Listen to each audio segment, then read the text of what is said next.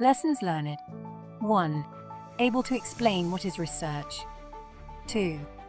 Able to explain the purpose of research. 3. Able to explain the different philosophical foundations of research. 4. Able to explain the ethical practices/research code of ethics that should be observed. What is research? Is simply the process of finding solutions to a problem after a thorough study and analysis of the situation and factors. Helps to know how to go about making the right decisions by being knowledgeable about the various steps involved in finding solutions to problematic issues. What is scientific research? Scientific research is systematic, controlled, empirical and critical investigation of hypothetical propositions about the presumed relations among social or natural phenomena. And what is business research? Business research can be defined as an organized, systematic, data-based, critical, objective, scientific inquiry or investigations into a specific problem, undertaken with the purpose of finding answers or solutions to it. Research has 6 purposes. 1. Solve a particular existing problem. 2. Adds to our knowledge. 3. Facilitates effective management. 4. Improvements for practice. 5. Important to practitioners in policy making. 6. Provides information that improves the decision-making process. Philosophical foundation of research.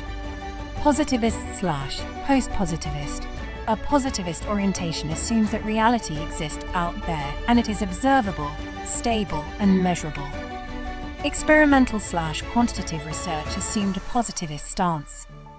A post-positivist orientation recognizes that knowledge is relative rather than absolute. Philosophical foundation of research. Interpretive/constructivist, it assumes that reality is socially constructed.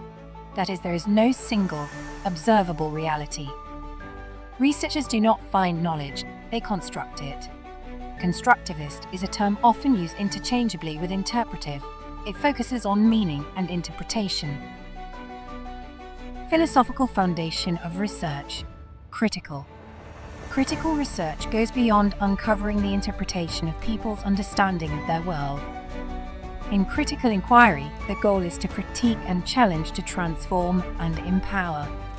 Those who engage in critical research frame their research question in terms of power. Who has it? How it's negotiated? What structures? Philosophical foundation of research. Post-structural/postmodern. A post-structural or postmodern world is one where the rationality, scientific method, and certainties of the modern world no longer hold. Postmodernists celebrate diversity among the people, ideas, and institutions. Postmodern research is highly experimental, playful, and creative, and no 2 postmodern studies look alike. Approach to research: deductive and inductive. Answer to issues can be found either by the process of deduction or the process of induction, or by a combination of the 2. Deduction is the process by which we arrive at a reasoned conclusion by logical generalization of a known fact. Research has 2 types: applied business research and basic business research. Applied business research, conducted to address a specific business decision for a specific firm or organization, or research done with the intention of applying the result of the findings to specific problems currently being experienced in an organization. Basic business research is conducted without a specific decision in mind and usually does not address the needs of a specific organization. It attempts to expand, increase the limits of knowledge in general, and as such is not aimed at solving a particular pragmatic, practical problem. Comparison of quantitative inquiry and qualitative inquiry. Purpose. Quantitative inquiry: to generalize findings, to predict behavior, to provide causal explanation. While in qualitative inquiry, to contextualize findings, to interpret behavior and intention, to understand perspective. Comparison of quantitative inquiry and qualitative inquiry. Approach. Quantitative inquiry uses theory to ground the study, uses manipulation and control variables, Deductive then inductive. Seek to analyze discrete components. Look for norm. Reduces data to numbers. Reports written in precise, abstract language, while in qualitative inquiry may create theory grounded in the findings. Portrays the natural context. Inductive then deductive. Searches for larger patterns. Looks for complexity. Relies on words and minor use of numbers. Reports written in descriptive, holistic language. Comparison of quantitative inquiry and qualitative inquiry. Assumptions. Quantitative inquiry. There is an objective reality. The world is stable. Variables can be identified and measured. Is rooted in logical empiricism.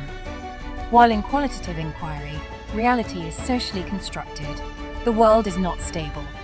Complex variables are difficult to measure. Is rooted in symbolic interactionism. Comparison of quantitative inquiry and qualitative inquiry. Role of researcher. Quantitative inquiry. Detached and impartial. Objective portrayal. Inquiry should be as value-free as possible. While in qualitative inquiry, personally involved. Empathic understanding. Inquiry is always value-bound. Comparison of quantitative inquiry and qualitative inquiry. Methods. Quantitative inquiry. Focused on quantity. How much, how many. Experimental, empirical, statistical focus. Predetermined, structured methods, precise. Random sampling is the ideal. While in qualitative inquiry, focused on quality, nature, essence. Fieldwork, ethnographic, naturalistic focus. Flexible, evolving, emergent methods. Typically uses purposive sampling. What is research ethics? 1. Respecting the right of participants. 2. Voluntary participation. 3. Informed consent. 4. Confidentiality and anonymity of participant. 5. Protecting participants from risk of harm. 6. Honoring research sites. 7. Reporting research fully and honestly. Respecting the right of participants. Individuals who participate in a study have certain rights. Before participating in research, individuals need to know the purpose and aims of the study, how the results will be used, the confidentiality and anonymity of their participation, and the likely consequences the study will have on their lives. Individuals have the right to refuse to participate in a study and to withdraw at any time during study. When individuals participate and provide information, their anonymity should be protected and guaranteed by the researcher.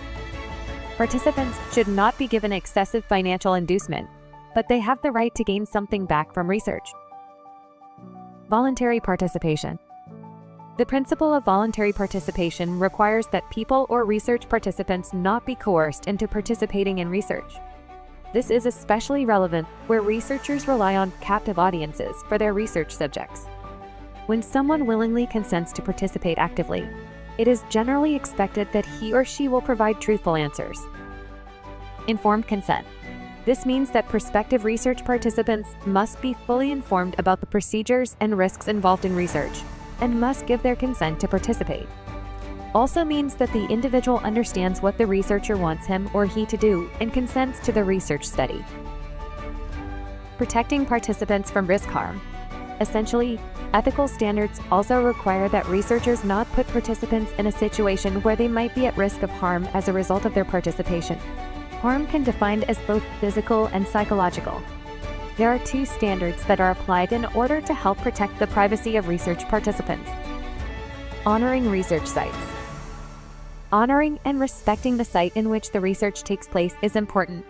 The respect should be shown by gaining permission before entering a site, by disturbing the site as little as possible during the study, and viewing oneself as a guest at the place of study.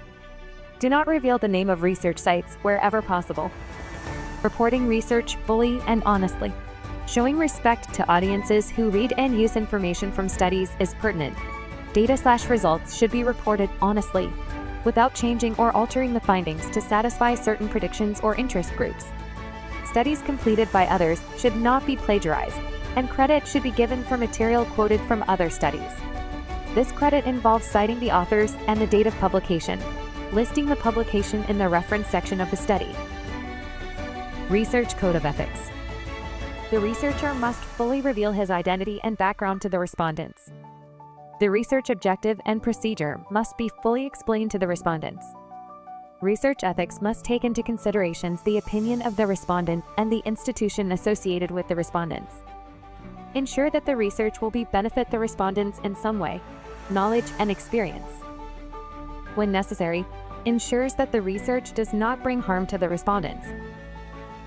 Research findings must be reported truthfully and accurately. The research must demonstrate a high level of objectivity. Permission must be obtained from all respondents, and their contribution should be appreciated.